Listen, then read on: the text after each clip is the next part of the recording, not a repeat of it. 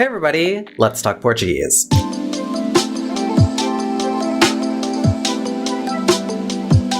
In today's video, we're going to be talking all about the letter X in Portuguese. Before we get into the video, if you're enjoying my videos and you'd like to support me and my channel, you can do so by buying me a coffee. On Buy Me a Coffee, you can send me a tip once, twice, or however many times you feel like. It's entirely up to you. There are no subscriptions or anything. It's just a way that you can support me and my channel. But let's get back to the video. So in today's video, we're going to be talking about the ever so complicated letter X, or X, in the Portuguese alphabet. When we talk about the Portuguese alphabet, we're talking about Portuguese orthography, or the way that Portuguese is written. I have some videos about Portuguese writing on my channel, specifically in reference to the Acordo Ortográfico de 1990, or the 1990 Orthographic Agreement. The 1990 Orthographic Agreement, as you well know by now, was a way of standardizing written Portuguese across the various nations where it is spoken. Part of the necessity for this standardization of Portuguese spelling comes from the fact that Portuguese is not an entirely phonetic language in terms of how it's spelled. What this means is that Portuguese words are not necessarily always written in a way that is one letter to one sound. And this is due to the fact that Portuguese has some level of etymological spelling, or spelling based on traditional spellings of words, based on how they were said and written in older forms of the language. The preservation of etymological forms in writing can be useful for things like understanding the root or different parts of a word and where they come from, and oftentimes they are simply kept in writing because that is what people are used to, and as we know with major changes to spelling, people are very, very resistant to new spellings of words that they already know how to write. And so Portuguese is not spelled in a purely phonetic way, and one of the major reflections of this are the many pronunciations of the letter X. X by default sounds like sh in Portuguese, and this you can hear in its name, the letter X. But it can also sound like s,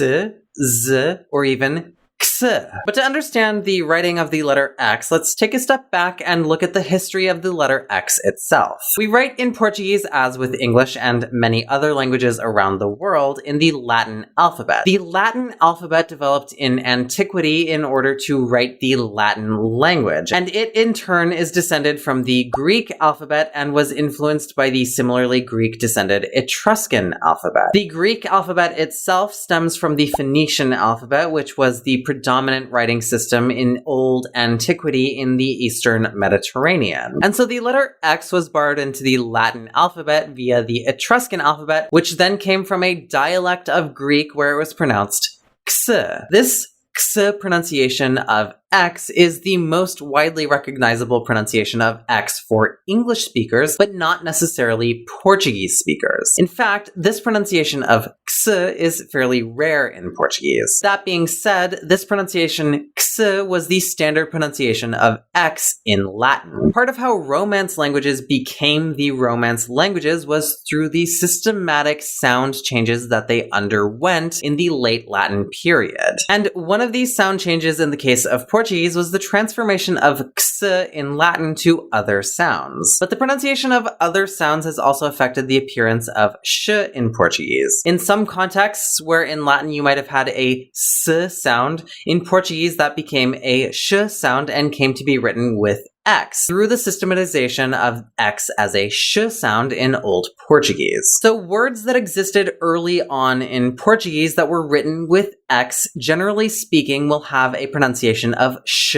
for those X's. I'm talking about words like roxo or baixo, but also place names like Caxias. A classic exception to this, as there always are exceptions, is the verb conjugation trouxe from trazer. Trouxe, of course, is written with an X, and because it is a fairly old conjugation, we would expect it to be pronounced with a sh. But in fact, the pronunciation of trouxe with an S sound is another sound change, meaning that thros underwent continual sound changes before settling on a s sound. We can only speculate as to why, but the infinitive form of the verb being trazer not having a sh sound might be one reason. And there are plenty of other older influences on Portuguese where words entered the Portuguese language fairly early and have that sh sound for X. In the case of words with Arabic etymology, thanks to the Arabic-speaking presence on the Iberian Peninsula for hundreds of years, you can be sure that the X in that word will sound like sh.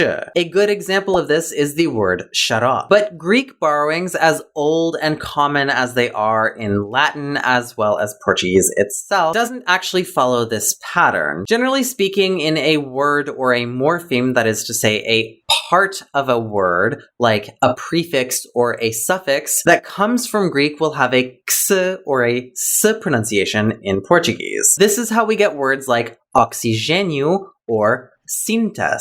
And similarly speaking, when we have words that enter Portuguese from Latin in later periods, especially from the period of Latin lexicalization in the early modern period of Portuguese, where vocabulary was expanding quite rapidly and new words from Latin were being adopted en masse, thanks to the substitution of Latin by Portuguese in things like administrative and legal functions, the appearance of X takes on more of an etymological function and is most frequently pronounced with a z or s sound. A good example of this would be words like exemplo or executar. The least frequent pronunciation, of course, is the x pronunciation, and generally speaking, if a word has come into Portuguese significantly later, it might have a possibility of sounding like x as well, depending on the pronunciation in the language of origin. This is why we say taxi and not tassi or tashi in Portuguese. So from this, we can see that the pronunciation of X in words is not entirely random in Portuguese, although the pronunciation, depending on when these words came into Portuguese, is not set in stone and is more of a tendency, as often is the case when we're talking about things in linguistics. What we're noticing and observing here from a linguistic standpoint are tendencies and patterns, not hard set rules. So ultimately, you still need to learn on a case-by-case